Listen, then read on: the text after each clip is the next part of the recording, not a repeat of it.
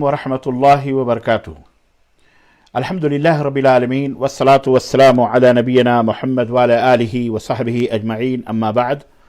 क़ाल अल्लाहु तबारक व तआला फ़ी कलामिहिल मजीद इन्न इद्दतश शुहूरि इंदल्लाहि इस्ना अशरा शहरन फ़ी किताबिल्लाहि यौमा ख़ल्क़स समावाति वल अर्ज़ मिन्हा अर्बअतुन हुरुम। अज़ीज़ान मिल्लत इस्लामिया, दोस्तों और भाइयों, आज बतारीख़ 4 रजब 1443 जी मुताबिक 5 फरवरी सन 2022 ईस्वी के इस नशिस्त में और इस मजलिस में मैं माह रजब के ताल्लुक़ से कुछ बातें आप हज़रात की खिदमत में लेकर के हाजिर हुआ हूँ। माह रजब के अंदर बहुत सारे उमूर, बहुत सारे ऐसे काम किए जाते हैं जो बहरहाल लोगों ने उसे दीन समझा हुआ है। इसके क्या फ़ज़ाइल हैं, इसके अंदर क्या बिदात हैं, क्या खुराफात हैं, माह रजब है क्या, इस ताल्लुक़ से मैं कुछ बातें इस मुख्तसर से वक्त में आपकी हिदायत और रहनुमाई के लिए रखना चाहता हूँ। अल्लाह अज़्ज़ व जल से दुआ है कि अल्लाह तबारक व तआला हमें कुरान और सुन्नत को समझने और उसके मुताबिक सहाबा कराम रिज़वानुल्लाहि तआला अलैहिम अजमईन, अइम्मा रहमहुमुल्लाह, मुहद्दिसीन के नक्शे कदम पे चलने की तौफ़ीक़ अता फ़रमाए। अल्लाह रब्बुल इज़्ज़त ने कुरान करीम में इरशाद फरमाया कि आसमानों और ज़मीन की तख्लीक़ के दिन से ही अल्लाह रब्बुल इज़्ज़त के यहाँ महीनों की तादाद 12 है। यानी कुरान में अल्लाह ने इस बात का ऐलान किया कि जब से ज़मीन और आसमान पैदा हुए, बनाए गए, तब से ही 12 महीने अल्लाह रब्बुल इज़्ज़त ने भी बनाए, जिनमें 4 महीने हुर्मत वाले हैं। इन 4 महीने जो हुर्मत वाले हैं, इनसे कौन कौन से महीने हुर्मत वाले हैं मैं अभी बताता हूं कि हुर्मत का मतलब क्या है। हुर्मत वाले ये हैं कि जैसे ज़िक़ादा है, ज़िलहिज्जा है, मुहर्रम, 3 कंटिन्यू हैं और एक रजब का महीना है, जिसकी वजाहत सही बुखारी और सही मुस्लिम के अंदर अल्लाह के रसूल सल्लल्लाहु अलैहि वसल्लम ने फरमाई है। हुर्मत वाले महीने से मुराद क्या है? हुर्मत वाले महीने से मुराद यह है नहीं, मोहतरम महीने हैं, मुबारक महीने हैं। इस महीने में कत्ल गारत गरी हराम पहले ज़माने में कर दी गई थी। खून, कत्ल, जंग वगैरह करना हराम था, लेकिन बाद में ये चीज़ें मनसूख हो गई। अलबत्ता इसकी हुर्मत बई तौर बरकरार रही कि इस महीने में मासी, गुनाह, जुनूब, इन तमाम सब का इर्तिकाब करना बहरहाल हराम है। कोई ये बात कह सकता है कि मोहतरम ये 4 महीने, जब सब महीने अल्लाह के हैं तो ये 4 महीने क्यों इतने मोहतरम हैं और फिर इन्हें दूसरों से मुमताज़ क्यों किया गया? तो बड़ा ही माकूल और बड़ा ही सहल इसका जवाब है कि शरीयत में कोई चीज़ ये बहुत बड़ी अनोखी या अनोखी चीज़ नहीं है। शरीयत के अंदर अल्लाह की पूरी दुनिया है, अल्लाह ने पूरी ज़मीन और आसमान को बनाया, लेकिन मक्का मुकर्रमा को तमाम ज़मीनों में, तमाम शहरों में सबसे अफजल और सबसे मुक़द्दस मक्का मुकर्रमा है। फिर उसके बाद मदीना मुनव्वरा है, दीगर शहरों से ज़्यादा मोहतरम करार दिया गया। 7 दिन होते हैं, लेकिन इसके अंदर जुमे का दिन अल्लाह तबारक व तआला ने मोहतरम बनाया।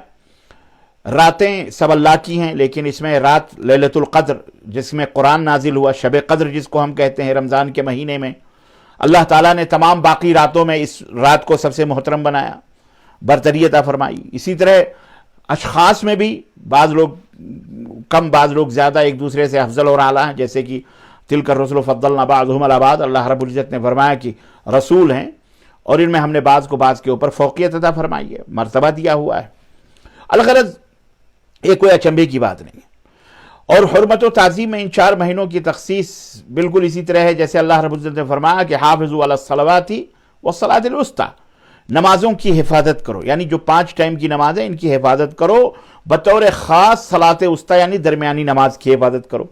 तो नमाज तो सब नमाज है, सबकी हिफाजत करना है, लेकिन अल्लाह ताला ने ख़ास तौर से दरमियानी नमाज की हिफाजत का हुक्म दिया। तो यह है इसका सबब, इसमें कोई परेशान होने की बात नहीं है। दूसरी बात यह है कि इन महीनों की जो हुर्मत है, इसका मतलब क्या है? तो नंबर 1 इसका मतलब, एक मफहूम तो इसका यह है कि कत्ल क़िताल, जंग, मैदान जंग मुनाकिद करना यह हराम है। और दूसरा मफहूम इसका यह है कि यह महीना बड़ा मुतबर्रक और काबिल एहतराम है, इनमें नेकियों का सवाब ज़्यादा, बुराइयों का गुनाह भी ज़्यादा लिखा जाता है। तो ये 2 मतलब हैं। तो पहला जो मफहूम था कत्ल गारत गरी, क़िताल वगैरह, ये हराम है, ये शरीयत में मनसूख है, अभी ابھی وہ چیز نہیں رہی جو پہلے تھی، یہ منسوخ ہو چکا ہے۔ جبکہ دوسرا مفہوم جو ہے یعنی قابل احترام و متبرک ہے یہ مہینہ، اس کی عزت کرنا، اس میں زیادہ سے زیادہ عبادت کرنا اور گناہوں سے بچنے کی، ہمیشہ گناہوں سے بچنا چاہیے، لیکن بالخصوص اس مہینے میں گناہوں سے بچنے کی کوشش زیادہ کرنی چاہیے۔ اب کوئی ایک سوال یہ پیدا ہوتا ہے کہ اس ماہ رجب کی فضیلت کیا ہے؟ تو اس ماہ رجب کی اتنی فضیلت عمومی طور پر یہ ہے کہ وہ 4 حرمت والے مہینوں میں سے ایک ہے، ذی القعدہ، ذی الحجہ، محرم اور یہ رجب، ان میں سے ایک ہے، اس لیے یہ محترم ہے۔ بقیہ امام شوکانی رحمہ اللہ فرماتے ہیں کہ رجب کے تعلق سے خاص طور پر کوئی صحیح، حسن یا کم درجے کی ضعیف سنت وارد ہی نہیں ہے، یعنی کوئی ایسی چیز حدیث میں آئی نہیں ہے کہ یہ کوئی بہت بڑی فضیلت والا مہینہ ہے۔ بس یہی فضیلت ہے کہ یہ 4 مہینے حرمت کے مہینوں میں سے ایک ہے۔ اس سلسلے میں تمام روایات علامہ شوکانی فرماتے ہیں یا تو من گڑھت ہے یا جھوٹی ہیں یا سخت ضعیف، اور اس کے تعلق سے میں ابھی انشاءاللہ تعالی آپ کی خدمت میں وضاحت پوری رکھتا ہوں۔ اسی طرح سے امام ابن تیمیہ رحمۃ اللہ علیہ نے بھی فرمایا کہ اس میں جتنی بھی روایات ہیں ضعیف ہیں، موضوع گڑھی ہوئی ہیں، اس لیے ان پر اعتماد نہیں کیا جا سکتا۔ مجموع الفتاوی کے اندر جلد نمبر 20 اور صفحہ نمبر 290 کے اندر یہ بات موجود ہے۔ ابن قیم جوزی جو ان کے شاگرد رشید ہیں، وہ بھی المنار المنیف صفحہ نمبر 96 میں یہی کہتے ہیں کہ رجب کے روزے اور اس کی راتوں میں قیام وغیرہ کے متعلق کوئی بھی صحیح روایت حدیث موجود نہیں ہے۔ ابن حجر نے بھی اور بہت سارے اہل علم نے یہ بیان کیا ہے کہ اس کی کوئی خاص فضیلت نہیں ہے، اور جن روایات میں اس کی کوئی فضیلت آئی بھی ہے تو وہ سارے کے سارے وہ تمام کذاب اور کذب ہیں، اور کذاب راویوں نے بیان کیے ہیں اور جھوٹ ہیں یہ۔ عزیزان گرامی، رجب کی فضیلت کے تعلق سے اس سلسلے میں کوئی اس کی فضیلت میں کوئی ثبوت نہیں ہے۔ بعض اہل علم نے یہ روایت نقل کی ہے کہ رسول اللہ صلی اللہ علیہ وسلم نے حرمت والے مہینوں میں روزے رکھنے کی ترغیب دلائی ہے، اور چونکہ رجب بھی حرمت والے مہینوں میں سے ہے اس لیے اس کے روزے عام حدیث کی روشنی میں رکھنے چاہیے۔ تو یہ واضح طور پر یہ روایت، یہ بتا دینا چاہتا ہوں میں کہ یہ روایت بھی صحیح نہیں ہے، بلکہ یہ روایت بھی ضعیف ہے، جیسا کہ علامہ ناصر الدین البانی رحمہ اللہ نے ضعیف ابو داؤد جو کتاب لکھی ہے اس کے اندر حدیث نمبر 2328 یعنی 2328 میں حدیث نمبر میں اس کو ذکر کیا کہ یہ حدیث۔ آئیے یہ دیکھتے ہیں کہ ماہ رجب کی بدعتیں کیا ہیں۔ اللہ رب العزت نے جبکہ منع فرمایا ہے کہ حرمت والے مہینوں میں فرمایا کہ فلا تظلموا فیہن انفسکم، یہ جو حرمت والے مہینے ہیں ان کی عزت کرو، ان مہینوں میں اپنے نفسوں پر ظلم نہ کرو۔ سورہ توبہ آیت نمبر 36۔ اس کے اندر مفسر قرآن شیخ ابن عادل نے مفہوم بیان کیا ہے کہ اپنے نفسوں پر ظلم سے مراد کیا ہے۔ اپنے نفسوں پر ظلم نہ کرو مطلب یعنی اس مہینے میں گناہوں کا ارتکاب مت کرو، اور اللہ کی اطاعت اور نبی کی اتباع اور پیروی کے جو کام ہیں فرما برداری کے اسے مت چھوڑو، بلکہ اللہ کی اطاعت کرو، نبی کی پیروی کرو۔ اور بہت سارے لوگوں نے بیان کیا اس سلسلے میں اس کا مفہوم۔ تو اس سے پتہ چلا کہ حرمت والے مہینوں میں خصوصی طور پر گناہ کا ارتکاب کرنا یہ بہرحال حرام ہے، بلکہ بچنا چاہیے، گناہوں سے کوشش کرنی چاہیے۔ چونکہ رجب بھی حرمت والے مہینے میں سے ہے اس لیے اس مہینے میں بھی یہی کوشش کرنی چاہیے۔ مگر افسوس کا مقام یہ ہے کہ اللہ کا کرنا ایسا کہہ لیں یا لوگوں کی بدنصیبی ہے کہ اس مہینے میں وہ گناہ تو ہوتے ہی ہیں جو دوسرے مہینوں میں کیے جاتے ہیں، اس مہینے میں مزید بڑے بڑے گناہ لوگوں نے کرنا شروع کر دیے جو اس مہینے کے لیے خاص ہیں۔ ایسے بھی گناہ میں آپ کو بتاؤں وہ کون سے گناہ ہیں۔ مثال کے طور پر اس مہینے میں ایک عمل کیا جاتا ہے، کنڈا بھرا جاتا ہے۔ ہم بھی بہت جب چھوٹے تھے بچے تو ہم نے دیکھا، ہماری والدہ ماجدہ اللہ تعالیٰ ان کو کروٹ جنت نصیب فرمائے، انتقال کر گئیں، باقاعدہ رجب میں کنڈے بھرتی تھی۔ مجھے یاد ہے آج بھی کہ باقاعدہ وہ پوریاں بناتی تھیں، تلتی تھیں، اور میٹھے بنتے تھے، خوشبو اگربتیاں۔ اور ایک منشی جی تھے، وہ میاں صاحب وہ آتے تھے اور باقاعدہ وہ جس کمرے میں رکھا ہم لوگوں کو تو جب چولہے جلتے تھے تو اس کے باقاعدہ لکیر کھینچ دیتی تھیں، اور چولہا وغیرہ سب صاف کر کے، اس زمانے میں لکڑیاں اکڑیاں کنڈے ونڈے اپلے جلاتے تھے، تو اس کے ذریعے سے باقاعدہ صفائی ستھرائی سے نہا دھو کر کے بیٹھتی تھیں، اور وہ خاص اہتمام کے ساتھ وہ پوریاں اور شکر اور پتہ نہیں کیا کیا سب بنا کر کے، حلوے وغیرہ دودھ وغیرہ سے ڈال کے سب وہ روٹکوں کے اندر رکھ کر اور اس کو بہترین ڈلیوں میں سجا کر اس کو ایک مخصوص مقام پہ رکھا جاتا تھا، مصلی بچھا دیا جاتا تھا، اور اگربتیاں سلگا دی جاتی، منشی جی آتے تھے اور باقاعدے وہ فاتحہ بہت دیر تک کرور کے نظر نذرانے لے کر پھر وہ جاتے تھے۔ یہ رجب کا کنڈا آج بھی بہت ساری جگہوں پہ ہو رہا ہے، استغفر اللہ۔ اب یہ رجب کا مہینہ آیا، اس کے اندر تو ایک سے ایک بدعتیں اور ایک سے ایک خرافات، اللہ اکبر، اعوذ باللہ، استغفر اللہ۔ عرس اور میلے بھی ہمارے ملکوں کے اندر چل رہے ہیں، آپ کو پتہ ہی ہے۔ اجمیر کے لیے باقاعدے لوگ جوگ در جوگ جا رہے ہیں، اور پتہ نہیں ابھی کچھ دن پہلے ہمارے پاس ایک ویڈیو آئی، باقاعدے لوگوں نے بتایا کہ وہاں تو باقاعدے پرچم کشائی ہوئی ہے پہلی رجب کو، اور عاشقانے خواجہ جو ہے تشریف لائے ہیں، اور کوئی پیٹھ کے اوپر درے مار رہا ہے، کوئی کچھ کر رہا ہے، اور دیگیں سجائی گئی ہیں، دو سو کلو دو کلو باقاعدے 4 کلو مختلف ڈرائی فروٹس ہیں، یہ ہیں وہ ہیں، سب یعنی سب چل رہا ہے۔ تو میں نے بتایا نا کہ عام گناہ تو اس مہینے میں جو لوگ کرتے ہی ہیں، مخصوص کچھ جیسے رجب کا کنڈا ہے۔ رجب کا کنڈا جو ہے، اس کے لیے 22 رجب کا دن مخصوص کیا جاتا ہے کہ 22 رجب کو رجب کا کنڈا بھرا جاتا ہے، اور اس کی تفصیل میں نے بتائی۔ اور اس کے پس منظر میں کیوں بھرا جاتا ہے، اس تعلق سے کچھ واقعات بیان بھی کیے جاتے ہیں، جن میں ایک اس میں جعفر صادق اور لکڑہارن کا قصہ بیان کیا جاتا ہے۔ اب وہ میں تفصیلات تو بڑی لمبی ہو جائے گی، میں تو لکڑہارن کی صاحب جانتے ہوں گے، کیونکہ لکڑہارن تھی، مدینے میں کوئی بادشاہ تھا، اس کے ہاں جھاڑو برتن کرتی تھی، اور بہرحال اس میں سے کہتے ہیں کہ جی جعفر صادق نے ایک دن، اس میں ہے کہ جعفر صادق نے ایک دن جو ہے لکڑہارن سے کہا کہ جو بھی آج یعنی 22 رجب کے روز میرے نام کے کنڈے بھر کر تقسیم کرے، اس کی ہر ضرورت اور ہر حاجت پوری ہوگی۔ اگر اس کی کوئی ضرورت پوری نہ ہوگی تو بروز قیامت میرا گریبان پکڑ لینا۔ چنانچہ لکڑہارن نے کنڈے بھرے تو اس کی ایک ضرورت تھی، وہ پوری ہو گئی۔ عزیزان گرامی، یہ قصہ ہے، یہ کہانی ہے۔ پہلی بات تو یہ قصہ ہی من گھڑت ہے، کیونکہ اس کا ذکر کسی بھی مستند حدیث میں یا قرآن کہیں بھی اس کا ذکر کہیں بھی موجود نہیں ہے، مستند کتابوں میں۔ دوسری بات یہ ہے کہ 22 رجب یا کسی بھی دن کی خاص فضیلت کا جو تعین ہے، یعنی متعین کرنا کہ 22 رجب کی یہ فضیلت ہے، یہ عام امتی کے بس میں یا حق میں یا اس کی طاقت یا اس کی اتھارٹی میں نہیں ہے کہ جب بھی جو چاہا جو دن مقرر کر لیا اپنے لیے۔ یہ تو وحی کے ذریعے متعین ہوتا ہے، یا تو اللہ تبارک و تعالی، اللہ رب العزت بیان فرمائیں، یا خود نبی کائنات صلی اللہ علیہ وسلم متعین فرمائیں کہ یہ 22 رجب، یہ 22 تاریخ یا کوئی بھی تاریخ یا تو اللہ متعین فرمائے یا تو رسول اللہ متعین فرمائے۔ اس کے علاوہ کسی کو یہ حق حاصل نہیں پہنچتا کہ کوئی خاص دن متعین کر کے اس کی فضیلت بیان کی جائے۔ سمجھ رہے ہیں؟ نمبر 4، اگر بالفرض صحیح بھی تسلیم کر لیا جائے تب بھی یہ کب کا واقعہ ہے؟ یہ عہد رسالت سے بہت بعد کا، نبی صلی اللہ علیہ وسلم کی وفات ہو گئی، صحابہ بھی چلے گئے، بہت دنوں کے بعد کا یہ واقعہ ہے۔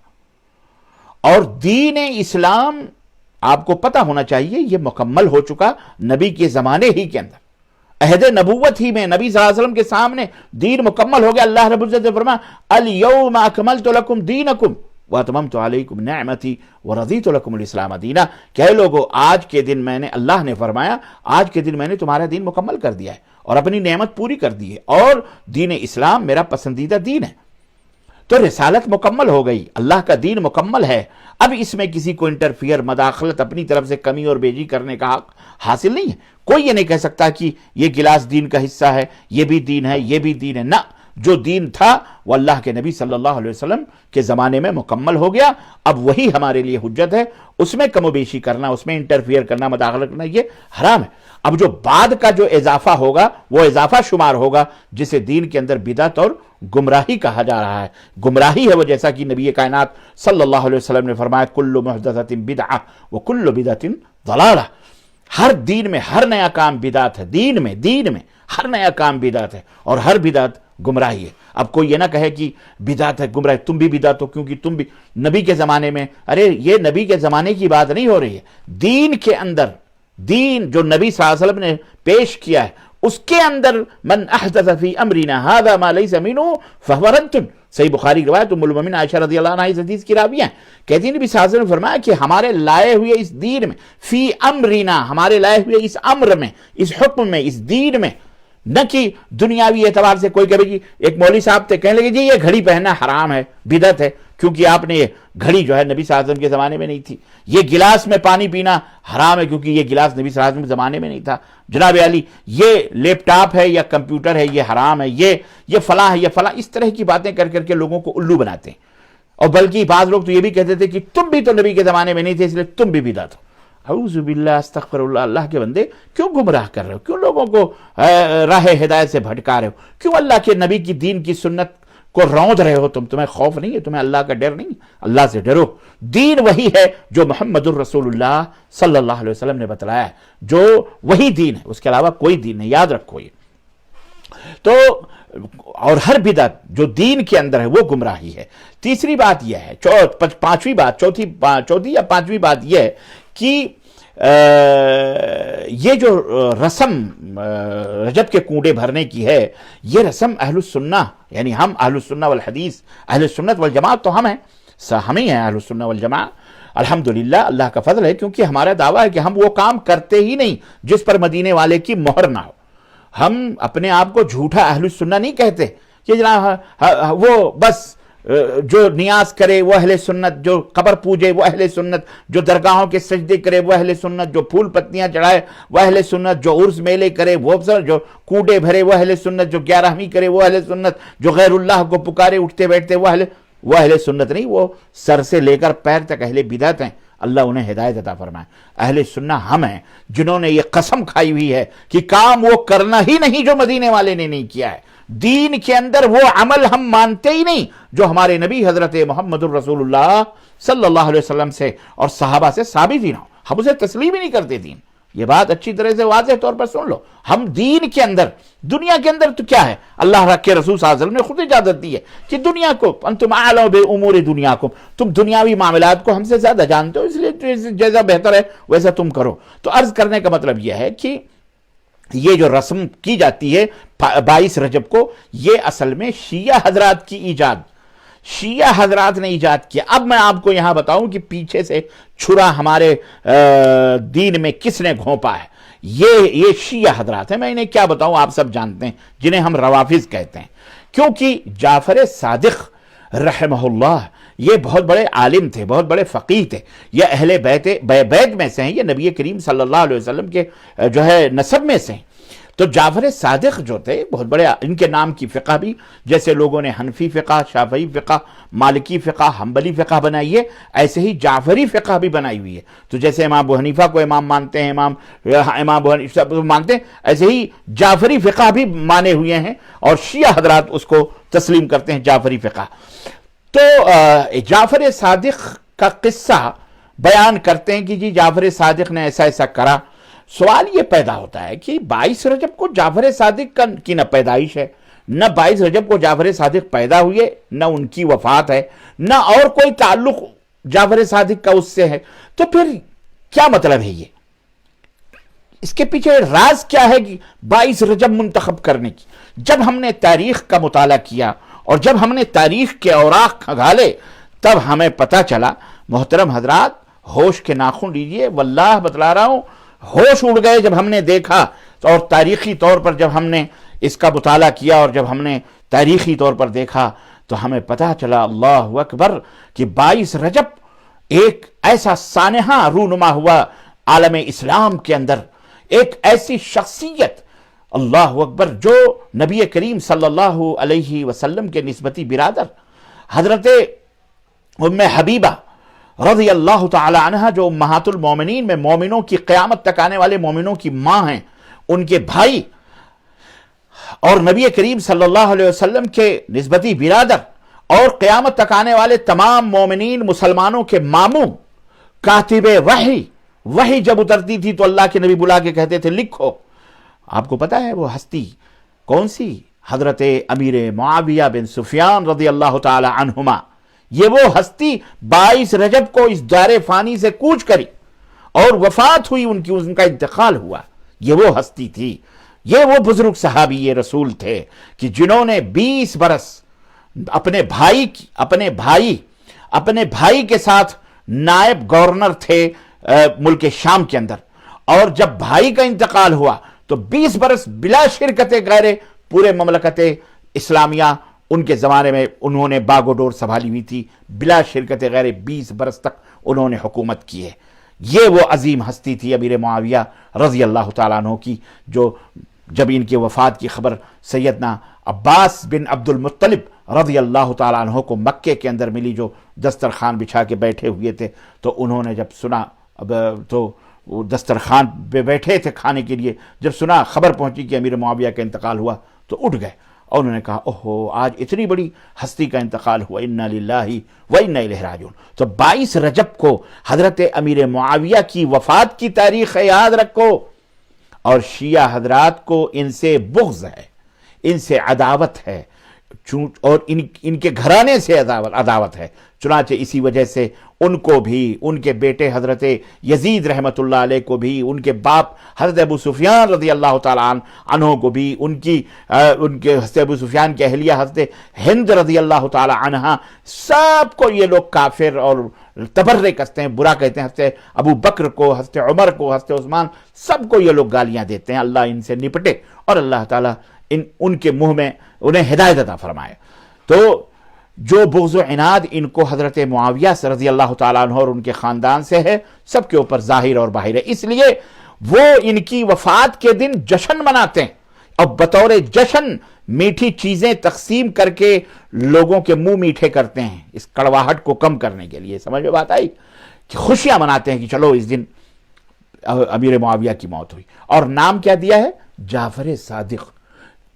اللہ، جب انہوں نے یہ دیکھا کہ یہ رسم سنیوں میں بھی عام ہونی چاہیے، اہل السنہ والجماعہ میں، تو جعفر صادق کا من گھڑت قصہ چھپوا کر ان میں کتاب لکھ کر تقسیم کر دیا، اور یوں یہ رسم اہل السنہ والجماعہ کے بعض طبقوں میں جو اپنے آپ کو اہل سنت کہتے ہیں، بہرحال گمراہ ہو گئے اور ان میں پھیل گئی یہ چیز۔ تو خلاصہ کلام یہ ہے کہ 22 رجب کے دن کوڑے بھرنے والی جو رسم ہے یہ خود ساختہ اور جاہلانہ ہے، جس کا دین اسلام سے کوئی رشتہ اور کوئی تعلق نہیں ہے۔ اس لیے ہر مسلمان کو چاہیے جو میری آواز سن رہے ہیں کہ اسے بچیں۔ اسی طرح ایک دوسری بدعت اس مہینے میں شب معراج کے نام پہ کی جاتی ہے، وہ 27 رجب کو کی جاتی ہے۔ ہمیں یاد ہے جب ہم بدعتی تھے اور اپنے بدعتی ادارے میں پڑھتے تھے تو وہاں ایک شیخ تھے، شیخ الحدیث تھے، جب یہ مہینہ آتا تھا تو وہ کہتے تھے معراج کا مہینہ آیا ہے بھائی، معراج کا مہینہ آیا ہے۔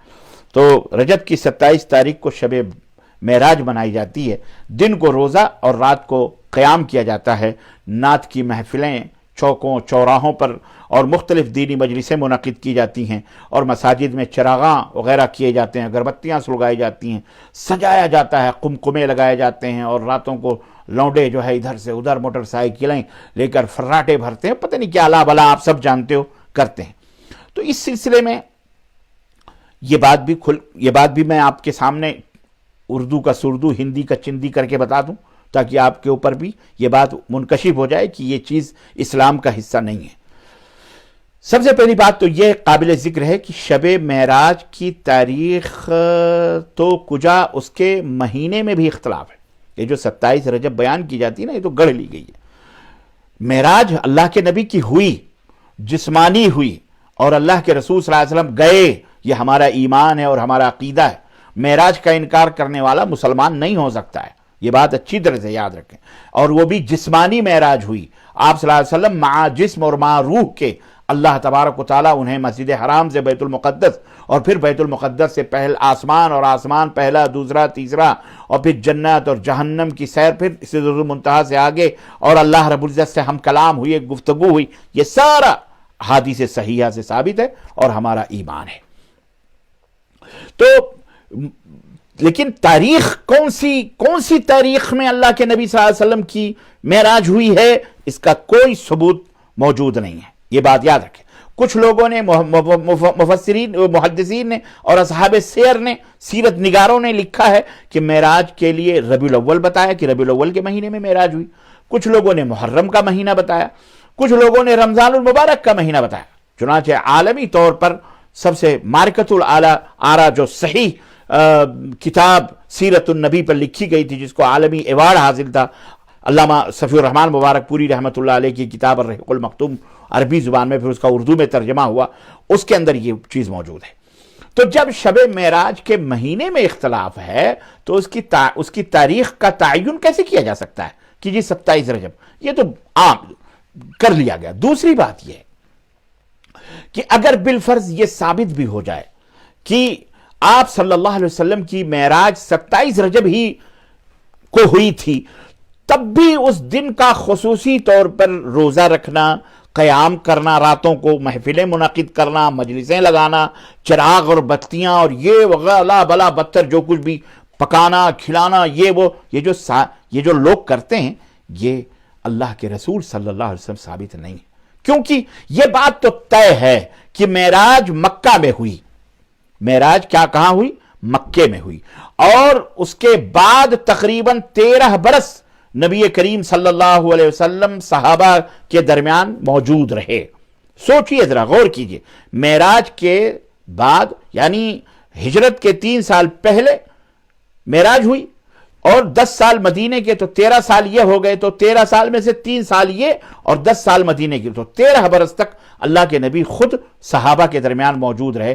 اگر اس دن کی کوئی اہمیت ہوتی زیادہ، یا اس کی کوئی خاص کوئی عمل باعث برکت اور فضیلت ہوتا، تو سب سے پہلے اسے نبی کریم صلی اللہ علیہ وسلم اختیار کرتے، خود آپ صلی اللہ علیہ وسلم محفل منعقد کرتے، خود آپ کھلاتے پلاتے اور اس تاریخ کو بیان کرتے۔ جبکہ اس کے برعکس حقیقت یہ ہے کہ اس دن کا کوئی بھی عمل نہ تو رسول اللہ صلی اللہ علیہ وسلم سے ثابت ہے، اور نہ ہی نبی سے سب سے زیادہ محبت کرنے والے صحابہ کرام رضوان اللہ تعالی علیہم اجمعین کہ نہ ہی کسی صحابی سے ثابت ہے۔ اور آپ کو پتہ ہے معراج کا واقعہ جب ہوا تھا تو ابو جہل نے انکار کیا تھا، تو سیدنا ابو بکر صدیق نے بغیر دیکھے کہا تھا کہ اگر میرے نبی نے یہ کہا ہے کہ میں گیا تھا، جنت بھی، جہنم کی، بیت المقدس بھی سب دیکھ کے آیا، تو میرے نبی سچے ہیں اور میں ایمان لاتا ہوں۔ ابو جہل ہنسنے لگا، ہے نا۔ پھر نبی صلی اللہ علیہ وسلم کے پاس حضرت ابو بکر آئے اور نبی صلی اللہ علیہ وسلم سے کہا آپ نے ایسا ایسا کہا ہے، واقعہ بیان کیا ہے،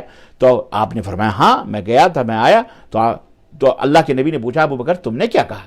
تو حضرت ابو بکر نے کہا میں نے کہا بالکل آپ نے صحیح صدقہ، میرے نبی نے صحیح کہا۔ تب اللہ کے نبی نے کہا انت الصدیق انت الصدیق انت الصدیق، وہ خطاب دیا اللہ کے رسول صلی اللہ علیہ وسلم نے۔ تو اتنے بڑے محبت کرنے والے کم از کم نبی صلی اللہ علیہ وسلم بتا دیتے یہ تاریخ ہے، یہ مہینہ ہے، ان کہیں کوئی اس کا ثبوت مائی کا لال دنیا میں نہیں دے سکتا ہے۔ اور پھر نبی صلی اللہ علیہ وسلم زندہ رہے 13 سال اس واقعے کے بعد، لیکن آپ نے اس کا کوئی عمل نہیں بتایا۔ اور اس کے بعد صحابہ کرام، حضرت سیدنا ابو بکر صدیق رضی اللہ تعالیٰ عنہ اپنی دور خلافت میں، پھر سیدنا عمر بن خطاب رضی اللہ تعالیٰ عنہ اپنے دور خلافت میں 12 برس، پھر سیدنا عثمان غنی رضی اللہ، سیدنا علی، پھر تابعین، تابعین، پھر امام ابو حنیفہ، محدثین، امام بخاری، امام ابو حنیفہ، امام مالک، امام احمد بن حنبل، امام شافعی، یہ تمام ائمہ رحمہم اللہ کسی سے بھی شب معراج کی 27ویں یا جشن یا یہ کہیں کسی سے کہیں کوئی چیز ثابت نہیں ہے۔ لہذا اس دن کو بعض اعمال کے لیے خاص کرنا، یہ ڈھونگیوں، یہ پیٹ شکم پرور مولویوں اور بدعتیوں کی یہ نئی ایجاد ہے، یہ بدعت ہے، یہ اور بدعت نہیں ہے تو اور کیا ہے؟ دین کے نام پر کھانے پینے کا ڈھکوسلا ہے، یہ عشق رسول اور محبت رسول کے نام پر لوگوں کو الو بنا کر انہیں شرک اور خرافات اور فضولیات میں ملوث کرنا ہے، انہیں اصل دین سے ہٹا کر اپنے گڑھے ہوئے اعمال اور رسم و رواج کی طرف لوگوں کو بھٹکانا ہے۔ لہذا ایسی تمام بدعات و خرافات سے خود بھی بچنا چاہیے اور دوسروں کو بھی بچانا چاہیے۔ اور اگر آپ کو شوق ہے نفلی نمازیں پڑھنے کا، روزے رکھنے کا، تو اس کے لیے نبی صلی اللہ علیہ وسلم کی سنت موجود ہے۔ آپ روزانہ رات کو 11 رکعت پڑھا کرتے تھے، قیام کرتے تھے، جیسا کہ موطا امام مالک کے اندر موجود ہے یہ حدیث۔ اسی طرح ہر ہفتے میں نبی صلی اللہ علیہ وسلم ہر سوموار کو اور جمعرات کو روزے رکھتے تھے، سنن ابو داؤد کی حدیث ہے۔ اس لیے اگر کوئی شخص نفلی روزہ رکھنا چاہتا ہے یا قیام اللیل کرنا چاہتا ہے تو سنت کو اپنائے، نبی کے طریقے کو اپنائیں، نہ کہ یہ بدعات اور خرابات ملاؤں نے یا ڈھکوسلوں نے یا مشرکوں نے جو گڑ گڑ کر کے دین کے دشمنوں نے دین کے اندر شامل کیا ہے ان کو اپنا۔ ایک عقل مند آدمی کو سوچنا چاہیے، اگر واقعی آپ کو اللہ کے نبی سے محبت ہے تو وہ کام کیجئے جو اللہ کے نبی نے کیا ہے، باقی یہ سب اعمال سے دور رہیے۔ ضرورت ہے کہ وہ کام کریں جس کا فائدہ ہو، یہ نہ ہو کہ محنت کریں، جد و جہد کریں اور اس کا کوئی فائدہ نہ ہو اور ہلاکت کا الٹا باعث بنے، سبب بنے۔ تو یہ تمام سب چیزیں، اس سلسلے میں علماء کے بہرحال بہت سارے فتاوے بھی موجود ہیں، میں وقت کی قلت کے پیش نظر میں آپ کی خدمت میں وہ نہیں رکھ سکتا۔ بہرحال اس تعلق سے آئیے میں ایک دو حدیثیں اس تعلق سے بعض لوگ بیان کرتے ہیں۔ فضیلت کی تو میں نے بتا دی، بقیہ اس تین قسم کی حدیثیں ہیں۔ ایک فضیلت کی، جیسا کہ اللہ کے نبی صلی اللہ علیہ وسلم اور قرآن سے وہ ثابت ہوا کہ یہ حرمت کا مہینہ ہے، اس لیے اس میں بچنا، معاصی اور ذنوب سے بچنا چاہیے۔ احادیث ضعیفہ بھی اس سلسلے میں چند ایک میں ذکر کروں، جیسے کہ ایک حدیث بیان کی جاتی ہے، بیہقی کی روایت ہے، فضائل الاوقات کے اندر امام بیہقی نے یہ حدیث ذکر کی ہے کہ رسول اللہ صلی اللہ علیہ وسلم نے فرمایا کہ جنت میں رجب نامی ایک نہر ہے جس کا پانی دودھ سے زیادہ سفید اور شہد سے زیادہ میٹھا۔ جو آدمی ماہ رجب میں ایک دن روزہ رکھے گا اللہ تعالیٰ اس آدمی کو اس نہر سے پانی عطا فرمائے گا۔ یہ حدیث بیان کی جاتی ہے۔ امام ابن جوزی کی کتاب العلل المتناہیہ کتاب ہے، رقم اس میں لکھتے ہیں کہ اس حدیث میں مجہول روات کی کثرت، یعنی اس کے بیان کرنے والے مجہول کی کثرت ہے، اس کی تمام سندیں ضعیف ہیں، یہ صحیح روایت نہیں ہے، سمجھ رہے ہیں؟ اسی طرح سے انس بن مالک رضی اللہ تعالیٰ عنہ کہتے ہیں کہ کان نبی صلی اللہ علیہ وسلم اذا دخل رجب قال اللهم بارک لنا فی رجبنا وفی رجب وشعبان وبلغنا رمضان۔ مسند احمد کی یہ روایت ہے کہ انس بن مالک، سیدنا انس بن مالک کہتے ہیں کہ نبی صلی اللہ علیہ وسلم جب ماہ رجب کے شروع میں یہ دعا مانگتے تھے کہ اللہ ہمارے لیے ماہ رجب اور شعبان کو بابرکت بنا اور ہمیں ماہ رمضان تک زندہ رکھ۔ یہ حدیث بھی سخت قسم کی ضعیف ہے، کمزور ہے، اس کی سند میں زائدہ بن ابی رقاد راوی ہے جس کے بارے میں جرح و تعدیل نے سخت جرح کی ہے۔ امام بخاری نے کہا یہ منکر الحدیث ہے، جبکہ امام نسائی نے کہا غیر ثقہ ہے، جبکہ ابن حبان نے اس کی روایت کو ناقابل اعتبار کہا ہے، تہذیب التہذیب کے اندر یہ روایت موجود ہے۔ بہرحال اسی طرح تیسری ایک روایت بیان کی جاتی ہے کہ رسول مکرم صلی اللہ علیہ وسلم نے فرمایا کہ رمضان المبارک کے بعد ماہ رجب اور شعبان کے علاوہ کسی مہینے میں مکمل روزے نہیں رکھے نبی صلی اللہ علیہ وسلم نے، رجب میں اور شعبان ہی میں مکمل روزے رکھے۔ یہ حدیث بھی انتہائی درجے کی ضعیف روایت ہے، اس کی سند میں یوسف بن عطیہ نامی راوی ہے، امام بیہقی نے اسے بھی بہت سخت ضعیف کہا ہے۔ تو یہ ضعیف روایتیں جن کے اوپر عمل کرنا ہمارے لیے جائز نہیں ہے۔ آئیے کچھ گڑھی ہوئی روایتیں جو گڑھ گڑھ کر کے بیان کرتے تھے، جھوٹی، وہ بھی میں آپ کی خدمت میں رکھتا ہوں۔ ماہ رجب کی فضیلت میں گڑھی روایت بہت زیادہ ہیں، بہت زیادہ۔ چنانچہ کہتے ہیں کہ رسول اللہ صلی اللہ علیہ وسلم سے ثابت ہے، حالانکہ نہیں کہہ سکتے یہ بات، لیکن اب کیا کریں کہ ماہ رجب کی باقی مہینوں پر فضیلت، ماہ رجب کی بقیہ مہینوں پر فضیلت اسی طرح ہے جس طرح قرآن مجید بقیہ تمام اذکار سے افضل ہے۔ قرآن مجید پڑھنا تمام اذکار سے افضل ہے، ایسے ہی رجب کا مہینہ تمام مہینوں سے افضل ہے۔ یہ بھی یہ گڑھی ہوئی روایت۔ اسی طرح ماہ رجب کا مہینہ، ماہ رجب اللہ کا ہے، شعبان میرا یعنی رسول اللہ صلی اللہ علیہ وسلم کا ہے، اور رمضان میری امت کا مہینہ ہے۔ یہ ابن جوزی نے اپنے موضوعات میں اس حدیث کو ذکر کیا روایت کو، یہ بھی گڑھی ہوئی جھوٹی روایت ہے۔ نمبر 3 کہتے ہیں جی رجب اللہ کا مہینہ، جس نے اس مہینے میں روزہ رکھا اس کے لیے اللہ کی رضا اور خوشنودی واجب ہو جاتی ہے۔ یہ بھی امام شوکانی نے فوائد المجموعہ میں اس حدیث کو بھی موضوع قرار دیا ہے۔ اسی طرح کہتے ہیں جس نے ماہ رجب میں 3 دن روزہ رکھا اس کو پورے ماہ کے مہینے کے روزوں کا ثواب ملتا ہے، اور جو اس ماہ میں 7 دن روزہ رکھتا ہے اس پر جہنم کے 7 دروازے بند کر دیے جاتے ہیں۔ یہ بھی گڑھی ہوئی روایت ہے، جھوٹی ہے۔ 5واں نمبر، جس نے ماہ رمضان کے روزے رکھے اور 4 رکعت نماز ادا کی اس شخص کو اس وقت تک موت نہیں آئے گی جب تک وہ جنت میں اپنا مقام نہ دیکھ لے۔ یہ بھی جھوٹی اور گڑھی ہوئی روایت ہے۔ میرے عزیزو، اور جیسا کہ میں نے آپ کو ماہ رجب کی کچھ بدعتوں کا ذکر کیا جسے حوث پرست اور شکم پرور مولویوں نے، علماء نے عوام الناس کے مذہبی جذبات کو گرما کر ان بدعات کو رائج کیا ہے، عوام الناس تک کتاب و سنت کا واضح پیغام پہنچانے کی آج کے اس دور میں سخت ضرورت ہے، تاکہ وہ اپنے ایمان کو بدعات، اپنے اعمال کو ایمان کو شرک کی ملاوٹ اور اعمال کو بدعت کی ملاوٹ سے محفوظ رکھ سکیں۔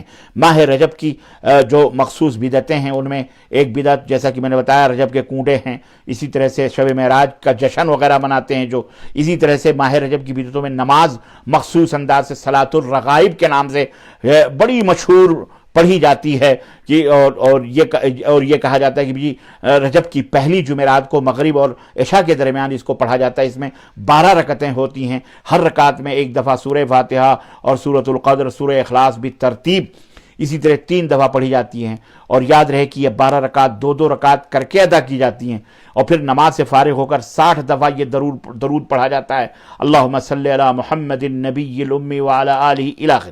پھر سجدے کی حالت میں 60 دفعہ سبوح قدوس رب الملائکۃ والروح کہا جاتا ہے۔ سجدے کے بعد یہ دعا 60 دفعہ پڑھی جاتی ہے، رب اغفر لی ورحم وتجاوز عما تعلم انک انت العزیز الاعظم۔ پھر دوسرے سجدے میں بھی اسی طرح کیا جاتا ہے۔ بہرحال یہ طریقہ ہے نماز۔ جس طرح صلاۃ الرغائب مشکل ترین اور پیچیدہ نماز ہے نا، یہ پیچیدہ ہی نماز ہے نا، یہ گڑھی ہوئی نماز ہے نا، یہ اللہ کے نبی سے ثابت نہیں ہے۔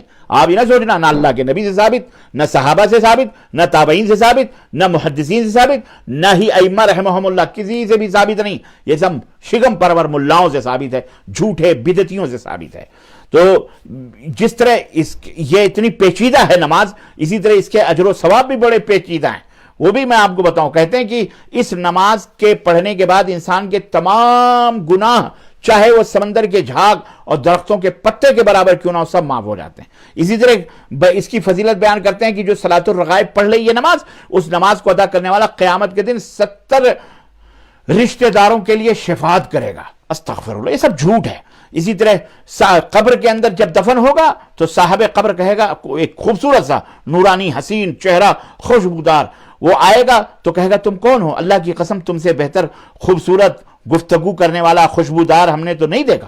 تو یہ ثواب اس کو کہے گا کہ میں تو اس نماز کا ثواب ہوں جو تو نے رجب کے اندر فلانی رات کو پڑھی تھی، میں آج تیرا حق لوں گا، قبر میں تیری تنہائی دور کروں گا، تیری وحشت کو ختم کر دوں گا، قیامت کے دن میں تمہارے سر پر سایہ بن کر کے آؤں گا، اور تم کبھی بھی خیر سے محروم نہیں ہوگے۔ اس نماز کا ثواب خوشخبری سنائے گا کہ مجھے پڑھنے والے تو آج عذاب قبر سے بچ گیا۔ یہ فضائل بیان کیے جاتے ہیں۔ حالانکہ اس نماز کے بدعت ہونے میں کوئی شک نہیں، اس نماز کی بنیادی موضوع ہے، گڑھی ہوئی حدیث پر ہے، جیسا کہ اس حدیث کے متصل امام جوزی فرماتے ہیں متعلق کہ اس کی سند کے تمام راوی مجہول ہیں۔ میں نے علم رجال کی تمام کتابیں چھان ڈالی لیکن مجھے ان کے بارے میں کچھ معلوم نہیں ہو سکا۔ اور اس طرح سے بہت ساری چیزیں، بہرحال میرے عزیزوں، میرے دوستوں، میں اس نماز کی اگر وہ تفصیلات بیان کروں گا کہ کس طرح سے یہ غلط ہے تو میں اتنا یہی کافی ہے کہ نبی کریم صلی اللہ علیہ وسلم سے یہ ثابت نہیں، اس لیے نہ صحابہ سے یہ بدعت ہے، خلاصی یہی، اور تمام اہل علم نے اس کو بدعت قرار دیا ہے۔ اسی طرح ماہ رجب میں خصوصی روزے رکھنا بھی نبی صلی اللہ علیہ وسلم سے ثابت نہیں ہے، سب موضوع اور گڑھی ہوئی روایتیں ہیں۔ اللہ تعالیٰ سے بہرحال یہ چند بدعات تھیں جو میں نے آپ حضرات کی خدمت میں رکھی ہیں، اور اللہ سے ہم دعا کریں، آپ بھی دعا کرو کہ اللہم ارنا الحق حقا وارزقنا اتباعه وارنا الباطل باطلا وارزقنا اجتنابه۔ اے اللہ ہمیں حق کو حق دکھلا اور اس کے اوپر عمل کرنے کی توفیق عطا فرما، اتباع کرنے کی توفیق عطا فرما، اور جھوٹ اور باطل کو باطل دکھلا، اے اللہ اسے بچنے کی توفیق عطا فرما۔ عزیزان گرامی، وقت ہو گیا، اب سوال و جواب اگر کچھ ہیں تو انشاءاللہ سوال و جواب میں لوں گا آپ سے، اور باقی میری بات تو ختم ہوئی۔ تو یہ رجب کی بدعتیں تھیں، رجب کی اہمیت و فضیلت سب کچھ میں نے آپ حضرات کی خدمت میں نے حجت قائم کر دی ہے۔ باقی آپ کو عمل کرنا، کیسے کرنا نہیں کرنا، وہ آپ کے اوپر ہے۔ اللہ تعالیٰ کے ہاں ہم جواب دہ آپ ہوں گے، اور ہم تو اللہ سے بری ہو جائیں گے، اللہ ہم نے پہنچا دی تھی تیری بات، تیرے نبی کی بات، اب مانے نہ مانو جانے جہاں اختیار ہے۔ اللہ عز و جل ہمیں اور آپ کو نیک عمل کرنے کی توفیق عطا فرمائے، نبی کائنات صلی اللہ علیہ وسلم صحابہ سے سچی محبت کرنے کی توفیق عطا فرمائے، ہمیں سلف صالحین کے نقش قدم پر چلنے کی توفیق عطا فرمائے، آمین یا رب العالمین۔ وصلی اللہ علی نبینا محمد وعلی آلہ وصحبہ اجمعین، والسلام علیکم ورحمۃ اللہ وبرکاتہ۔ اگر عزیزم کوئی سوال وغیرہ ہے تو ضرور اس کو جو ہے بتائیں آپ انشاءاللہ تعالی۔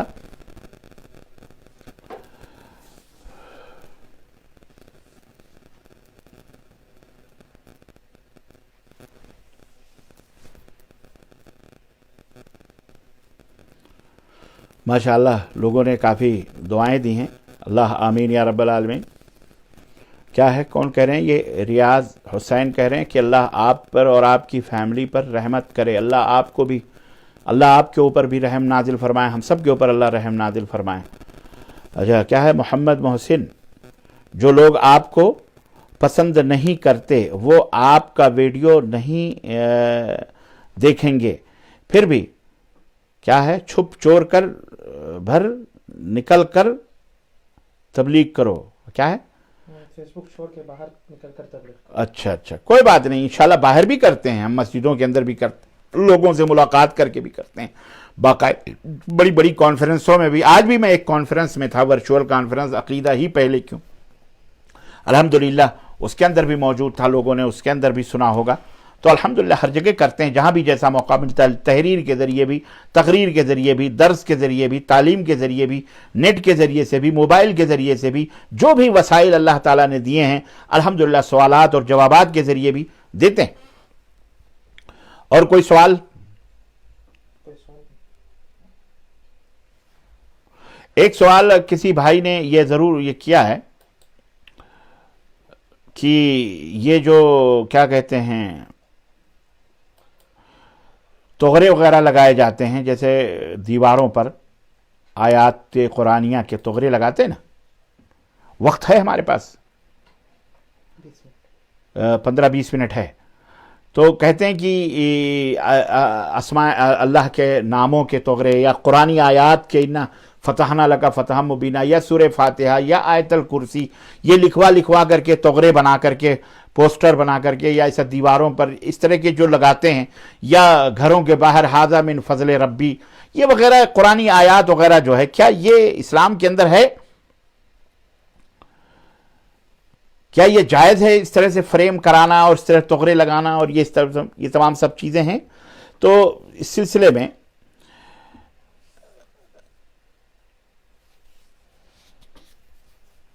मैं आपको एक सिलसिले में शेख मोहम्मद बिन उसैमीन रहमहुल्लाह का एक फतवा है, जो फ़क़ीह असर के नाम से मारूफ हैं, सऊदी अरब के किबार बड़े उलमा में से हैं। वो कहते हैं कि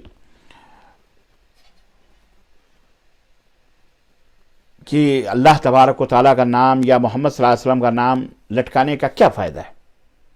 अगर इंसान ये गुमान करता है कि इससे बरकत हासिल होती है या इस हसूल बरकत का फ़ायदा होगा, तो ये जानना चाहिए कि बरकत किसी भी किस्म के अमल से हासिल नहीं होती, इस किस्म के अमल से हासिल नहीं होती, क्योंकि ये तो कोई मुफीद जुमला भी नहीं है, अल्लाह या मोहम्मद लिख देना, कि जिससे ऐसा माना लिया जा सके जो हसूल बरकत का सबब हो। और दूसरी बात यह है कि इस तरह से बरकत हासिल करना सही नहीं है, क्योंकि अल्लाह के जो अस्मा हैं उनसे तबर्रुक हासिल करना उसी तौर पर मुमकिन है कि जो कुरान और सुन्नत में वारिद हो, यानी उस तरीके पर उससे बरकत हासिल होती है जैसा कि अल्लाह ने या उसके रसूल सल्लल्लाहु अलैहि वसल्लम ने हमको बताया है, क्योंकि ये एक इबादत है और इबादत की बुनियाद किताबुल्लाह और सुन्नत रसूलुल्लाह सल्लल्लाहु अलैहि वसल्लम के दलाइल, उनकी बातों पर है। फिर जो सूरत हमने अभी बयान की कि एक तरफ अल्लाह का नाम होता है और दूसरी तरफ बिल्कुल उसके बिलमुकाबिल मोहम्मद सल्लल्लाहु अलैहि वसल्लम का नाम लिखा होता है, इसमें अल्लाह और रसूल के माबैन एक किस्म की एक तरह से तशरीक और मुआज़नत पाई जाती है, जबकि ये बात जायज़ नहीं है, क्योंकि एक शख्स ने रसूलुल्लाह सल्लल्लाहु अलैहि वसल्लम से सिर्फ ये कहा था माशा अल्लाह व शेत, माशा अल्लाह व शेत, ए अल्लाह के नबी जो आप चाहें, जो अल्लाह चाहे और आप चाहें, यानी जो अल्लाह ताला और आप चाहें। जैसा कि आज हमारे यहाँ भी ये जुमले बहुत चल, अल्लाह रसूल चाहेंगे तो ये हो जाएगा, अल्लाह रसूल चाहेंगे, ये जुमला खुद नबी सल्लल्लाहु अलैहि वसल्लम के सामने किसी शख्स ने कहा, सहाबी ने, माशा अल्लाह व शेत, आप जो चाहें और अल्लाह जो चाहे, तो उस पर नबी करीम सल्लल्लाहु अलैहि वसल्लम ने उसको टोका और कहा, अजअलतनी लिल्लाहि निद्दन बल माशा अल्लाह वहदह, क्या तूने मुझे अल्लाह ताला का साजी बना दिया, शरीक बना दिया, पार्टनर बना दिया? बल्कि ये कहो कि जो अकेला चाहे अल्लाह चाहे, जो अकेला अल्लाह चाहे। ये अल्लाह के रसूल सल्लल्लाहु अलैहि वसल्लम ने समझाया सहाबी रसूल को, समझ रहे हैं? तो इस तरह से कोई ऐसी हरकत करना जो अल्लाह और उसके रसूल के दरमियान مشارکت استغفر اللہ ثابت کرے، شرک ثابت کرے، ساجیداری خود اللہ کے نبی نے منع فرمایا۔ پھر یہ بات بھی ہے کہ برکت کے لیے محض نبی کریم صلی اللہ علیہ وسلم کا نام لکھ دینا یہ جائز نہیں ہے، بلکہ برکت تو نبی صلی اللہ علیہ وسلم کی شریعت کے اوپر عمل کرنے اور اس کو لازم پکڑنے سے برکت حاصل ہوتی ہے۔ لہذا یہ تصویر جو لوگ کارڈز میں یا فریم لگا کر استعمال کرتے ہیں، اس کے اندر شرعی مخالفت پائی جاتی ہے۔ جبکہ جہاں تک معاملہ ہے دوسری تصویر کا، جس کی جانب شیخ نے فرمایا کہ لوگ پوچھتے رہتے ہیں کہ قرآن کریم کو کاغذ پر یا بورڈ پر یا نقشہ بنا کر کے ایسا لگانا اور اسے دیواروں کے اوپر لٹکانا، تو اس سلسلے میں فرماتے ہیں کہ سلف صالحین سے ایسی کوئی رہنمائی نہیں ملتی، نہ حدیثوں سے نبی کریم صلی اللہ علیہ وسلم، نہ صحابہ سے، نہ ہی تابعین، نہ تبع تابعین، نہ ائمہ رحمہم اللہ سے، کسی سے بھی باقاعدہ تحدید کے ساتھ یہ جو ہے کیا کہتے ہیں ایسی کوئی بات روایت یا ایسا کوئی عمل نہیں ملتا کہ انہوں نے ایسا کیا ہو۔ تو اس لیے یہ بدعت کب ایجاد ہوئی اور یہ کہاں سے لوگوں نے اس کی شروعات کی، یہ بالضبط تو نہیں کوئی کہہ سکتا، مگر در حقیقت یہ ایک بدعت ہے، کیونکہ قرآن مجید اس لیے نازل نہیں ہوا کہ آپ جو ہے اس کو تغرے بنا بنا کے دیواروں پہ سجائیں، بلکہ نازل یہ ہوا کہ آپ اس کی تلاوت کریں اور اس کو پڑھیں اور اس سے نصیحت حاصل کریں، نہ کہ دیواروں پر اس کو لٹکایا جائے، شو بازی کی جائے۔ پھر اس کا دیوار پہ لٹکانا، اس میں بھی فساد ہے، فساد کے ساتھ سلف صالحین سے یہ بھی وارد نہیں، اور یہ بھی فساد ہے کہ انسان اسے لٹکا کر اسی کے اوپر اعتماد کر کے بیٹھ جاتا ہے اور سمجھتا ہے کہ بس ہم محفوظ ہو گئے، حفاظت ہو گئی ہماری، اسے سمجھتا ہے گھر بد نظری سے بچ گیا، یہ ہو گیا۔ جیسے بہت سارے لوگ تعویذ اور گنڈے، قرآن پڑھتے نہیں جو اللہ کے نبی صلی اللہ علیہ وسلم نے حکم دیا ہے، اللہ نے حکم دیا ورتل القرآن ترتیلا، لیکن قرآن نہیں پڑھتے۔ اللہ کے نبی نے فرمایا قرآن پڑھو، لیکن نہیں پڑھتے۔ البتہ یہ ہے کہ اس کی تعویذ بنا بنا کے پھاڑ پھاڑ کر کے گلے میں لٹکا لٹکا کر کے ضرور گھومتے ہیں، جس کی وجہ سے عزیزان گرامی وہ صحیح طور پر بہرحال قرآن کا حق ادا نہیں ہوتا۔ تو یہ تمام سب چیزیں بہرحال جائز نہیں ہیں۔ اسی طرح آیت الکرسی لٹکا دینا، حالانکہ اللہ کے نبی صلی اللہ علیہ وسلم نے آیت الکرسی میں فرمایا کہ من قرأها فی لیلۃ لم یزل علیہ من اللہ حافظ ولا یقربہ شیطان حتی یصبح، جو اسے رات کو پڑھ لے اور سو جائے اس کے لیے اللہ تعالیٰ کی طرف سے ایک محافظ فرشتہ مقرر ہو جاتا ہے اور شیطان اس کے قریب نہیں آئے گا یہاں تک کہ صبح ہو جائے۔ اب اگر انسان کے اندر یہ شعور بیدار ہو جائے کہ ان آیات کو دیوار پر لٹکانے سے اس کی حفاظت ہوگی، تو وہ محسوس کرے گا کہ اسے اب ان کی تلاوت کی ضرورت کیا ہے، خلاص لٹکا لو، شیطان ہی نہیں آئے گا، استغفر اللہ۔ اور پھر اس میں یہ بھی عیب ہے کہ اس میں ایک قسم کا اللہ تعالیٰ کی آیتوں کا مذاق بنانا ہے، کیونکہ ایسی مجلسیں غالباً حرام اقوال جیسے غیبت ہے، چگلی ہے، گالی گلوج، حرام، آدمی پاک ہے ناپاک ہے کیسا ہے اس کی نظر بھی پڑتی ہے۔ ایسی مجلسیں ہوتی ہیں جہاں تغرا لٹک رہا ہے اور گالی بک رہے ہیں، نیچے گلوج بک رہے ہیں، نیچے حرام کر رہے ہیں، نیچے سب کچھ ہو رہے ہیں، گانے بھی بج رہے ہیں۔ ایسے گھروں میں تو زیادہ تر گانے بجانے، ٹی ویاں سب کچھ چل رہی ہوتی ہیں جو شریعت کے اندر حرام ہے۔ تو یہ سب باتیں موجود ہوتی ہیں اور لوگوں کے سروں پر قرآنی آیات معلق ہوئی ہیں جناب علی، تو گویا کہ یہ اس قسم کا آپ قرآن کا مذاق اڑا رہے ہیں، تمسخر اڑا رہے ہیں، کیونکہ قرآن نے 3 اشیاء کو حرام قرار دیا ہے، خواہ وہ آیت اوپر لٹکی ہو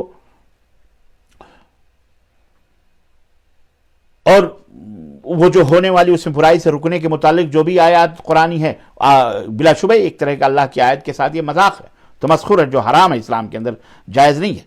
اسی لیے بہرحال یہ چیزیں غلط ہیں، نہیں لٹکانا چاہیے۔ اللہ آپ کو جزائے خیر دے، اللہ تعالی ہم سب کو صحیح بات پہ عمل کرنے والا بنائے، آمین یا رب العالمین۔ السلام علیکم ورحمۃ اللہ وبرکاتہ۔ ہے سوالات تو بتاؤ۔ روحانیت کا راستہ بزرگوں کے راستے سے گزرتا ہے۔ بزرگوں کے راستے، بزرگ ہیں کون؟ آپ بھی بزرگ ہو سکتے ہیں جناب علی، آپ بزرگ کیوں؟ بزرگ کون ہیں؟ روحانیت کا راستہ ہو یا ایمانیت کا راستہ ہو یا حقیقت کا راستہ ہو یا معرفت کا، یہ تمام کی تمام سب چیزیں قرآن و سنت سے گزرتی ہیں۔ نیک لوگوں کی صحبتوں میں بیٹھنا چاہیے، لیکن وہ نیک لوگوں کو پہچاننا اور ان کی صحبتوں میں بیٹھنا وہ فائدہ مند ہے، نہ کہ ایسے ڈھونگی اور پیر بنے ہوئے بیعت اور بدعت اور شرک اور قبروں اور درگاہوں کے مجاور آپ نے ان کو نیک سمجھاتے ہیں، لوگوں کو بیوقوف بناتے ہیں۔ ایسے لوگوں سے دور رہنا چاہیے، سمجھ رہے ہیں؟ تو اس لیے روحانیت کا کوئی بھی راستہ، ایمان کا دین سب دین اسلام کے اندر ہے، اس سے گزرتا ہے، اس سے ثابت ہے تو ٹھیک ہے، نہیں ثابت ہے تو جھوٹ ہے. جی زبیر مختار صاحب کہتے ہیں السلام علیکم ورحمۃ اللہ. ڈاکٹر صاحب میرا ایک سوال ہے. اہل حدیث کہتے ہیں دیوبندیوں کے پیچھے نماز نہیں پڑھنا چاہیے کہ ان کے عقیدے کا پتہ نہیں ہوتا، تو آپ کی نماز نہیں ہوتی. آپ اس پر روشنی فرمائیں. دیکھیں، نماز کے تعلق سے میں آپ کو ایک بات بتاؤں، دیوبندی ہو، بریلوی ہو، کوئی کسی شہر کی طرف نسبت کرے، اہل حدیث اپنے آپ کو کہے، کوئی بھی ہو، ہمیں اس سے کوئی غرض نہیں. نسبت کرنے سے کوئی وہ نہیں ہوتا، سمجھ رہے ہیں. سب سے کوئی بندہ دیوبند کا بھی ہو، دیوبندی اپنے آپ کو کہتا ہے. بھائی محمد عاقل صاحب جدہ والے، وہ دیوبند کے ہیں، سمجھ رہے ہیں. حالانکہ وہ جدہ میں رہتے ہیں لیکن وہ دیوبند کبھی کبھی بولتے ہیں دیوبندی اپنے آپ کو. تو دیوبند میں بھی مسلمان ہیں الحمدللہ، غیر مسلم بھی ہیں، تو غیر مسلموں کو بھی دیوبندی کہا جاتا ہے. تو اس کا مطلب کیا ہے؟ تو دیوبندی یا بریلی میں سارے مسلمان ہیں، بریلوی وہاں بھی غیر مسلمین ہیں تو وہاں ان کو بھی بریلوی، جو غیر مسلم ہیں ان کو بریلوی کہتا ہے.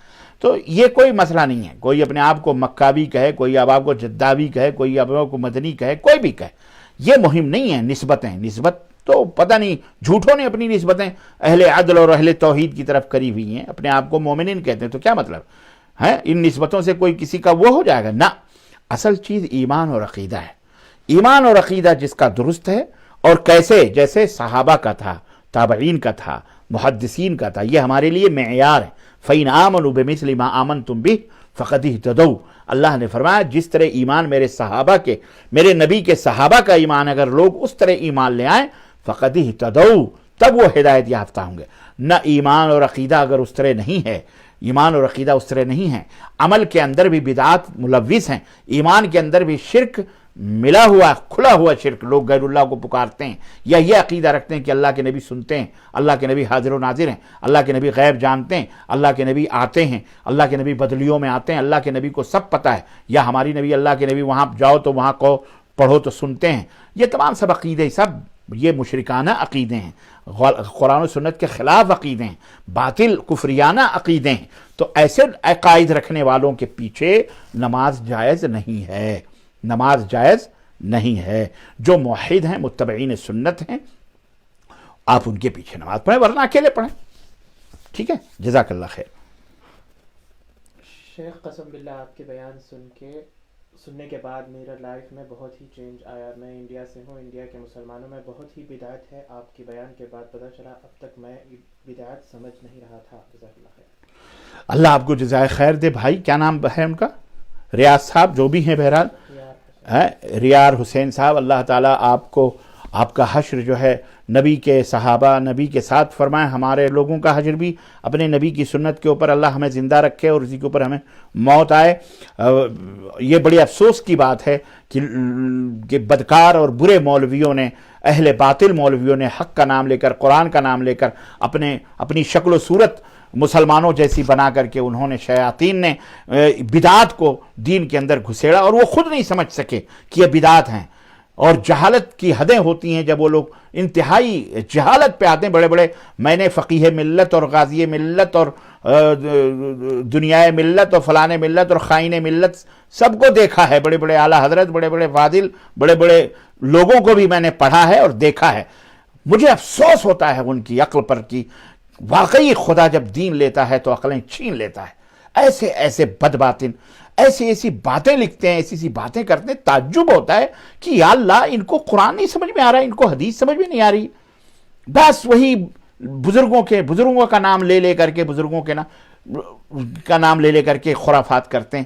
کیسے ان کی سمجھ میں کھلم کھلا حدیث ہے، کھلم کھلا روایات ٹکرا رہی ہیں، لیکن نہیں، مرغے کی ایک ٹانگ، روٹی بوٹی کے لیے لڑائی جھگڑا، فتنے فساد. اخلاص نہیں ہے، للہیت نہیں ہے، تقوی نہیں ہے، پیغمبر نبی کریم صلی اللہ علیہ وسلم کی محبت نہیں ہے. جھوٹ بولتے ہیں، سب جھوٹے ہیں. اگر محبت ہوتی تو اللہ کی قسم نبی کی سنتوں کے لیے قربانیاں دیتے. لیکن یہ بدعت اور شرک کے رسیا، یہ کیا جانے، ان سے شیطان نے انہیں اندھا بنا رکھا ہے. اللہ ان سب کو ہدایت عطا فرمائے. اور آپ خوش نصیب ہیں، ہم بھی خوش نصیب ہیں. ہم بھی درگاہی، مجاری، قبوری، جناب علی پوجنے والے، درگاہوں کی خاک چاٹنے والے اور خرافات کرنے والے ہم بھی تھے، وہی سب. لیکن اللہ تعالیٰ کا فضل ہے، ذالک فضل اللہ یؤتیہ من یشاء، یہ اللہ کا فضل ہے. اللہ جسے چاہتا ہے ہدایت دیتا ہے، سب کو ہدایت نہیں ملتی. اللہ نے آپ کو ہدایت دی، آپ نے شرک سمجھا، بدعت سمجھا، توبہ کیا، سنت پہ آئیے، توحید پہ آئیے، الحمدللہ۔ جی رجب کے مہینے میں روزہ رکھ سکتے ہیں؟ ابھی میں نے بتایا کہ مہینے میں روزہ اس مخصوص متعین کر کے نہیں ہے نبی صاحب ثابت، البتہ پیر کو رکھیے، جمعرات کو رکھیے، جب چاہیے رکھیے، بغیر اس کے کہ آپ یہ سوچیں کہ یہ نبی کی سنت ہے، یہ ہے۔ نبی صلی اللہ علیہ وسلم کی کوئی سنت نہیں ہے رجب کے بارے میں۔ غیر مسلم کے انتقال پر ان کے گھر سے کوئی دعوت دے مرنے کا دعوت کھانا درست نہیں ہے نا؟ اور اسی طرح مسلم کے بھائی انتقال پر نہیں، کھانا وغیرہ بھیجنا چاہیے، کھانے کے بجائے بھیجنا چاہیے۔ ہاں اگر رشتہ دار ہیں، باہر سے آئے ہیں، جو بیچارے جنازے میں شریک ہونے کے لیے نہ وہاں کوئی بندوبست ہے نہ کچھ ہے، تو مہمان آئے ہیں تو ان کے لیے تو کھانا وغیرہ پکے گا ہی، تو گھر والوں کے بجائے پڑوسیوں کو چاہیے۔ اگر پڑوسی اس لائق نہیں ہیں تو کوئی بات نہیں، گھر والا ہے تو یا جو بھی ہیں اپنا بنا کر کے کھائیں اور کھلائیں گھر والوں کو، ورنہ 3 دن تو بہرحال سوگ ہے پڑوسیوں گھر والوں رشتہ داروں کے لیے۔ یہ اور بات ہے کہ بیوی کے لیے اگر مری ہے تو وہ 4 مہینے 10 دن، اور بہرحال ورنہ 3 دن کم سے کم سوگ ہے، تو اس دن تو پڑوسیوں کے گھروں سے کھانا پانی آنا چاہیے۔ لیکن بیٹھ کر کے انہی کے گھر پہ تیجے دویم سویم چہلم یہ الا بلا بدتر، یہ سب ملاؤں کے اپنے کھانے پینے کے ڈھونگ دھتورے ہیں، یہ سب اسلام کے اندر نہیں ہے۔ شہادت کی انگلی کیوں حرکت کرنی چاہیے نماز میں؟ کیونکہ اللہ کے رسول صلی اللہ علیہ وسلم جب بیٹھتے تھے، جیسا کہ حدیث میں آتا ہے کہ جب آپ نماز میں بیٹھتے تو داہنے ہاتھ کو داہنے ران پر اور بائیں ہاتھ کو بائیں ران پہ رکھتے، اور آپ حلقہ بناتے 55 کا، بعض روایتوں میں کچھ اور، بہرحال 97 کا کچھ اس طرح کا ہے، حلقہ بناتے، اور محدثین نے بتایا کہ یہ یوں کرتے اور یوں، اور آپ وکان یشیر اصبعہ، اور اپنے انگلی سے آپ اشارہ فرماتے تھے۔ یہ نہیں ہے کہ بعض لوگ جیسا کہ بیان کرتے ہیں کہ جب ایسے ہی رکھے رہو ہاتھ، اور جب اشہد اللہ پہ پہنچو تو مٹھی باندھو اور اشہد اللہ الہ الا اللہ پہ گرا دو اور پھر کھول لو یا باندھے رکھو۔ ایسا نبی صلی اللہ علیہ وسلم سے ثابت نہیں ہے کہ اشہد اللہ الہ پہ اٹھاؤ الا اللہ پہ گراؤ، نہیں، بلکہ حدیث میں یہ ہے کہ اللہ کے رسول صلی اللہ علیہ وسلم بیٹھتے تھے شروع سے ہی ایک داہنے ہاتھ کی مٹھی بناتے اور اپنے سبابے سے کانا یشیر اشارہ فرماتے تھے، تو مسلسل سلام پھیرنے تک یہ انگلی حرکت کرتے تھے۔ تو یہ سنت سے ثابت ہے، اس لیے جائز ہے، یہ کرنا چاہیے۔ جو اس کا مذاق اڑائے وہ اللہ تعالیٰ اس کے منہ میں انگارے ڈالے گا، اللہ اسے ہدایت دے۔ میں نے پرسوں ویڈیو آئی، ایک حیدرآبادی مولوی کو کوئی نقش بندی ہے، پگڑ باندھ کے وہ باقاعدے داڑھیوں کا مذاق اڑا رہا ہے کہ وہ داڑھی نہیں وہ برگ ہے، وہ انگلیوں کا مذاق اڑا رہا ہے جو حدیث میں ثابت ہے، اور باقاعدے بیان کر رہا ہے کہ جب بھی پوچھے تو کہتے حدیث ہے، سنت ہے۔ اس طرح سے مذاق، اللہ کے قہر سے اس خبیث کو بچنا چاہیے۔ اور جو جاہل بیٹھ کر کے سبحان اللہ مزے لے رہے ہیں، ہنس رہے ہیں، انہیں بچنا چاہیے، اللہ کا قہر نہ ٹوٹ پڑے۔ اللہ کے نبی کا مذاق تو اڑا رہا ہے کلمہ پڑھ کر کے، غیر تو اللہ کے نبی کو گالیاں دے ہی رہا ہے، قرآن کو چلا رہا ہے، نبی کو گالیاں دے رہا ہے، نبی صلی اللہ علیہ وسلم کو برا بھلا کہہ رہا ہے، نبی کے لائے دین کو برا کہہ رہا ہے، اور یہ مردود کلمہ پڑھ کر کے اس طرح کی لوگوں کو گمراہ کر رہا ہے۔ اور لوگوں تمہیں کیا ہو گیا؟ تمہیں شرم نہیں آتی؟ تمہیں حیا نہیں آتی کہ یہ ایسا جھوٹا مکار عیار آدمی اپنے پگڑ اور امامے کے نام پر لوگوں کو گمراہ کر رہا ہے، اور تم کو یہ شرم نہیں آتی کہ وہ مذاق اڑا رہے حدیثوں کا؟ ایک تو تم جاہل، تمہارے مولوی بھی وہ بھی جاہل، تمہیں کب سمجھ آئے گی؟ ایمان لاؤ، توبہ کرو، یہ مولوی ملا نہیں جائے گا تمہاری قبر میں، اللہ کی مار پڑے گی، جی مار پڑے گی، کمر ٹوٹے گی جب تمہیں پتہ چلے گا۔ یہ دنیا میں بڑے شور شرابے کر رہے ہو نا تم، مر جاؤ گے، واللہ اللہ کی قسم مر جاؤ گے، مولوی تمہاری قبر میں نہیں جائے گا، کوئی بھی نہیں بچائے گا تم کو، یاد رکھو۔ یہ جھوٹ بولتے ہیں، یہ جھوٹ بولتے ہیں، اللہ کی لعنت ہو جھوٹ بولنے والوں پر، اللہ کا مذاق، اللہ کے دین کا مذاق اڑانے والوں پر اللہ کی لعنت ہو۔ سنو، کافر ہو جاتا ہے آدمی داڑھی کا مذاق اڑائے، حجاب کا مذاق اڑائے، اللہ کے سنتوں کا مذاق اڑانے والا مسلمان نہیں، کافر ہے۔ وہ اتنی بڑی داڑھی نہیں، چاہے کتنی بڑی بھی داڑھی رکھ کے، پگڑ نہیں، امامے رکھ کے، وہ اپنے دائیں بائیں مختلف القاب لگا لے، وہ کافر ہو جاتا ہے۔ آدمی مسلمان نہیں رہتا نبی کا مذاق یا نبی کی حدیثوں کا مذاق اڑانے والا۔ پتہ ہے اللہ تعالیٰ نے تو نبی کی آواز پر اپنی آواز بلند کرنے کو حرام قرار دیا۔ یا ایھا الذین آمنوا لا ترفعوا اصواتکم فوق صوت النبی، ولا تجهروا له بالقول كجهر بعضكم لبعض ان تحبط اعمالكم وانتم لا تشعرون. اللہ تعالیٰ نے تو فرمایا کہ اپنے نبی جب بات کر رہے ہوں ان کی آواز پر اپنی آواز بھی بلند نہ ادب، ورنہ تمہارے اعمال ضائع و برباد ہو جائیں گے، تمہیں پتہ بھی نہیں چلے گا تم کہاں پہنچے ہو، کہاں گئے، سیدھے جہنم میں ڈھکیل دیے جاؤ گے. کیا سمجھ رہے ہو آپ؟ بہرحال اللہ ہدایت عطا فرمائے. اس لیے سنتوں کے پابند بنو، بدعت اور شرک توبہ کرو، ایسے لوگوں کی مجلس میں توبہ کرو. اللہ تعالیٰ آپ کو ہم کو سب کو توفیق عطا فرمائے. یہ امت شرک نہیں کر سکتی. یہ امت شرک نہیں کر سکتی. اچھا یہ سوال ہے، انشاءاللہ اس کا جواب اعتراض کہہ لیں یا سوال ہے، جو بھی ہے. وقت ہمارے پاس ہے 5 منٹ ہے. بہرحال میں دے دیتا ہوں، لیکن ان کا تفصیلی جواب میں آپ کو دوں گا. یہ امت، اللہ کے رسول صلی اللہ علیہ وسلم نے فرمایا کہ لا تقوم الساعة، یہ سنو صحیح بخاری کی روایت، لا تقوم الساعة حتى تلحق قبائل من امتی بالمشرکین، کہ قیامت اس وقت تک نہیں آئے گی جب کہ میری امت کے کچھ لوگ مشرکوں سے مل نہ جائیں. مشرکوں امت جی مومنین مسلمان کلمہ پڑھنے والے مل نہ جائیں مشرکوں سے، ایک روایت. دوسری روایت یہ ہے کہ قیامت اس وقت نہیں آئے گی جب تک کہ قبیلے دوس کی عورتوں کی کمر لات اور منات، یا اس طرح کی روایت ہے حدیث، صنم بت فلانے جگہ کے بت کے ارد گرد کمر نہ ہیلنے لگیں، یعنی اس کا باقاعدہ طواف کریں گے. یہ مسلمان کلمہ پڑھنے والے. آپ کیسے کہتے ہیں کہ مسلمان؟ اللہ تعالیٰ نے قرآن میں فرمایا وما یؤمن باللہ اکثرہم الا وہم مشرکون. بہت سارے اکثر لوگ ایسے ہیں جو اللہ پر ایمان لانے کا دعویٰ کرتے ہیں لیکن وہ مشرک ہیں. عبداللہ ابن عباس رضی اللہ تعالیٰ عنہ فرماتے ہیں اللہ پر ایمان لاتے ہیں کہ اللہ مالک ہے، خالق ہے، پیدا کرنے والا ہے، مارنے والا، جلانے والا، لیکن اس کے باوجود بھی پھر غیر اللہ سے دعائیں کرتے ہیں، پکارتے ہیں، ان کو مانگتے ہیں، ان کو حاجت روا مشکل کشا سمجھتے ہیں، ان کو اپنا مددگار سمجھتے ہیں، اس کے باوجود بھی وہ شرک کرتے ہیں. یہ اس آیت کی تفسیر عبداللہ ابن عباس جو حبر الامہ ہیں انہوں نے فرمایا. تو کیسے آپ کہہ رہے ہو کہ یہ امت شرک نہیں کر سکتی؟ بے شک اللہ کے رسول صلی اللہ علیہ وسلم کی یہ حدیث ہے، اور وہ حدیث جس کے بارے میں آپ کو کسی نے بتایا ہوگا کہ مجھے تمہارے بارے میں شرک سے اتنا خوف نہیں ہے جتنا فلاں چیز ہے، اس کی تشریح میں آپ کو اگلے کسی ہو سکتا ہے سنڈے کو میں بیٹھوں یا جب بھی موقع ملا تو یہ سوال اس موضوع پر انشاءاللہ گفتگو میں کروں گا. اللہ عز و جل سے اتنا سمجھنے کے لیے آپ لیے کافی ہے. اللہ تعالی ہمیں اور آپ کو نیک عمل کرنے کی توفیق عطا فرمائے. وصلی اللہ علی نبینا محمد وعلی آلہ وصحبہ اجمعین. والسلام علیکم ورحمۃ اللہ وبرکاتہ.